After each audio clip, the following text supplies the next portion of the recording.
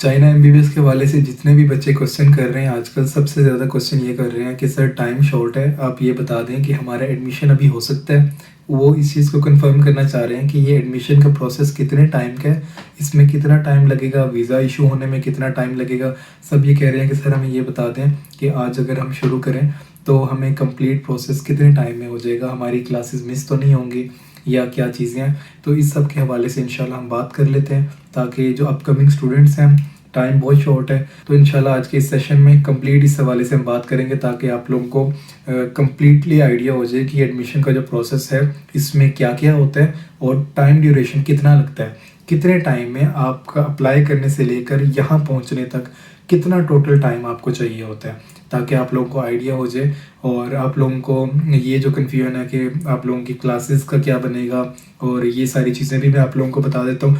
एक और क्वेश्चन जो स्टूडेंट्स बहुत ज़्यादा पूछ रहे हैं कि सर जो डॉक्यूमेंट्स वेरिफिकेशन है उसमें तो बहुत टाइम लगता है, तो क्या हम पहले कराएं या अप्लाई करें या उसके लिए क्या सिनेरियो है, तो इंशाल्लाह उस हवाले से ही बात कर लेते हैं। देखिए, चाइना एमबीबीएस में जब आप एडमिशन लेते हैं तो सबसे पहला स्टेप जो होता है एडमिशन लेने का, वो होता है कि अप्लाई करना, प्री एडमिशन लेटर के लिए अप्लाई करना।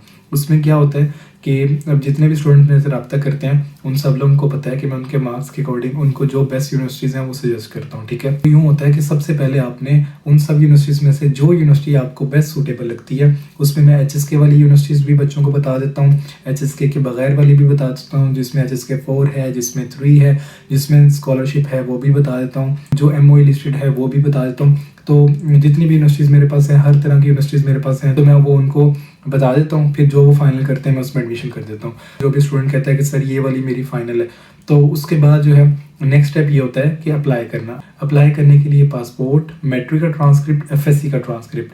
अगर इन केस किसी बच्चे का पासपोर्ट नहीं भी बना हुआ या उन्होंने बनने दिया हुआ है, तो उस केस में ये होता है कि वो अपने पासपोर्ट की वो जो रिसिप्ट है जो वो बनने दिया वो सेंड कर देंगे, और अपना स्मार्ट कार्ड जो उनका बना हुआ है वो वेरीफाई के लिए उन चीज़ों को यूज़ कर लिया जाता है। कुछ यूनिवर्सिटीज़ ये अलाउ करती हैं, जैसे वुहान वगैरह, ये यूनिवर्सिटीज़ बिल्कुल नहीं अलाउ करती, विदाउट पासपोर्ट नहीं करती। बट कुछ अच्छी यूनिवर्सिटीज़ ऐसी भी हैं जो कि प्री एडमिशन लेटर के टाइम पे पासपोर्ट की रिलैक्सेशन दे देते हैं। अगर आपका बनने गया हुआ है तो आपको इतनी रिलैक्सेशन होती है कि चलो आप वीज़ा डॉक्यूमेंट्स के साथ दे दीजिएगा।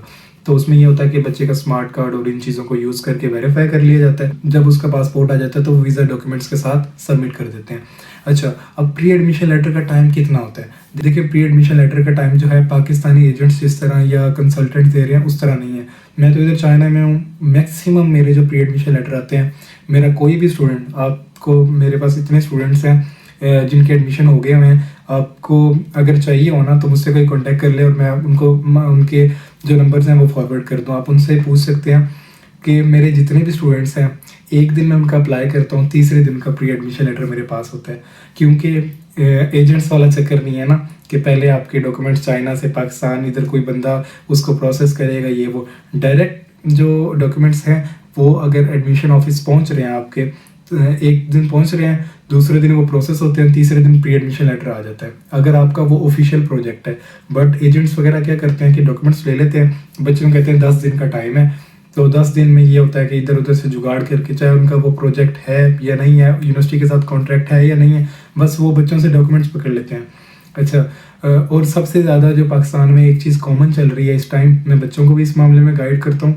मैं दोबारा से आपको बता देता हूँ कि किसी भी यूनिवर्सिटी की फ़ी 2000 RMB नहीं है। प्री एडमिशन लेटर की फ़ी जितनी भी यूनिवर्सिटीज़ हैं, चाहे वो MOE लिस्टेड है या नॉन MOE लिस्टेड है, सब की जो एप्लीकेशन फ़ी है वो 1000 RMB है। अब ये 2000 क्यों लेते हैं? ये 2000 लेते ही इसीलिए हैं कि आप इनको डॉक्यूमेंट्स देंगे, ये 10 दिन लगे, 12 दिन लगे, 15 दिन लगे, आप बच्चा कहीं और मूव नहीं कर सकता, बच्चा फंस गया, उसने पैसे दे दिए, ठीक है। देखिए ना, अगर किसी ने 40,000 पे किया तो उसके लिए तो विड्रॉ करना या कहीं और ट्रांसफ़र करना ये वो इजी है, चलो भी 40,000 किसी हद तक मैनेज कर लेंगे। पर 2000 RMB कम वेश 1 लाख रुपए बनता है। अब ये ऐसी अमाउंट है कि आज के इस दौर में कोई भी पेरेंट्स ज़ाहिर नहीं करता, फिर वो मजबूरन वेट करते हैं। तो मैं आपको ये साथ साथ बता दूं कि प्री एडमिशन लेटर का जो टाइम है, अगर आपका वाकई ही ऑफिशियल कॉन्ट्रैक्ट है, आपकी अप्रोच है, आपका ऑफिशियल प्रोजेक्ट है वो, तो फिर within 3 working days pre admission letter आ जाता है। मेरे जितने भी स्टूडेंट्स हैं, मैं सबको विद इन 3 वर्किंग डेज जो है ना प्री एडमिशन लेटर दे देता हूँ। मैं वही यूनिवर्सिटीज़ जो मैंने शॉर्ट लिस्ट की हुई हैं बच्चों के लिए, जो टॉप ट्रेंडिंग यूनिवर्सिटीज़ हैं, बस मैं उन्हीं में एडमिशन करता हूँ। पनजीक हुआ, चीचियार या जेजिंग, इस तरह की जो भी यूनिवर्सिटी बच्चा कहता है, मैं उसको कहता हूँ कि बच्चे फिर आप कंसल्टेंट से रब्ता कर लें अपने पाकिस्तान के किसी भी। मैं ये नहीं कर सकता, क्योंकि मैं ना ही इस तरह की यूनिवर्सिटीज़ को प्रेफर करता हूँ और ना ही मैं इस तरह की यूनिवर्सिटीज़ की कोई भी किसी किस्म की रिस्पॉन्सिबिलिटी लेता हूँ। क्योंकि एडमिशन करने का मतलब ये नहीं होता है कि आप बस एडमिशन लो, कि आप एडमिशन लेके दो, बच्चा इधर आया उसके बाद वो जाने उसका काम, ऐसा नहीं होता। उसको प्रॉपर एक गाइडलाइन चाहिए होती है। जब तक वो डिग्री नहीं कंप्लीट करता तो उसको बहुत से इस तरह के कोई ना कोई मसले मसाइल आ जाते हैं, उन सबको हल करना होता है, ये सारी चीज़ें देखनी होती हैं। अच्छा, उसके बाद ये होता है कि प्री एडमिशन लेटर अगर आ जाए तो उसके बाद नेक्स्ट क्या करना होता है। नेक्स्ट होता है वीज़ा अप्लाई के डॉक्यूमेंट्स वगैरह। वीज़ा अप्लाई के डॉक्यूमेंट्स वगैरह में सबसे पहले होता है कि आपने अगर पासपोर्ट प्री एडमिशन लेटर के टाइम पे नहीं दिया तो वो आपने सबमिट करना है, ठीक है। अगर पुलिस करेक्टर सर्टिफिकेट आपने बनवा लिया होता है, वैसे तो मैं बच्चों को बता देता हूँ कि ये प्री आपके अप्लाई हो गए, अब नेक्स्ट आपने विद इन अ वीक ये डॉक्यूमेंट्स प्रिपेयर करने हैं। तो उसमें पुलिस करेक्टर सर्टिफिकेट, उसमें आपकी बैंक स्टेटमेंट, उसमें अगर आपका बैंक अकाउंट अपना नहीं है तो आपकी FRC, और एक और चीज़ होती है मेडिकल एग्जामिनेशन फॉर्म, वो भी कंप्लीट। ये 4-5 चीज़ें जितनी भी हैं ये सब कंप्लीट करके यूनिवर्सिटी को देनी होती हैं फॉर वीज़ा अप्लाई। और इसका जो ऑफिशियल ड्यूरेशन है वो 15 डेज़ है। विद इन 15 डेज़ जो है JW202 आ जाता है, ठीक है। उसके बाद क्या होता है, उसके बाद ये होता है कि आपको वो DHL या इस तरह से पाकिस्तान सेंड किया जाता है। पाकिस्तान जब वो चला जाता है तो वो आपने हार्ड फॉर्म में, बाकी अपनी जो जेरीज ऑफिस की अपॉइंटमेंट है वो भी मैं बच्चों को बता देता होता हूँ, अपनी अपॉइंटमेंट के साथ जाना होता है जेरीज ऑफिस जाएंगे आप, हर एक चीज़ वो आपको वहाँ पे खुद समझ लग जाएगी। जो चीज़ बच्चों को गाइडलाइन चाहिए होती है मैं वो खुद भी बता देता हूँ, वरना ऑफिशियली ये होता है कि जेरीज ऑफिस ने बताया होता है, उनकी जो मेल आती है उसमें चीज़ें इंक्लूडेड होती हैं कि ये चीज़ आपने लेके आनी है, तो उसमें सारी चीज़ें मैं बच्चों को वैसे भी बता देता हूँ। तो जेरीज ऑफिस आपने जाना है और उसमें 4 to 7 वर्किंग डेज़ का टाइम होता है, उसके अंदर अंदर इंशाल्लाह पासपोर्ट दे देते हैं। इसमें एक बड़ा और मेजर क्वेश्चन बच्चे पूछ रहे थे कि सर मोफा के जो डॉक्यूमेंट्स हैं वो तो अभी टेस्ट नहीं हुए, तो बच्चे वो आपको जेरीज ऑफिस के लिए टेस्टेशन चाहिए होती है। यूनिवर्सिटी में आप जब सबमिट कर देते हैं वीज़ा के टाइम पे, अगर टेस्ट नहीं भी हुए तो चल जाते हैं। जेरीज ऑफिस एक्सेप्ट नहीं करता किसी भी सूरत आपके डॉक्यूमेंट्स। तो जेरीज ऑफिस जाने के लिए वैसे भी अप्लाई से लेकर जेरीज ऑफिस के टाइम में अराउंड 25 डेज़ का गैप है।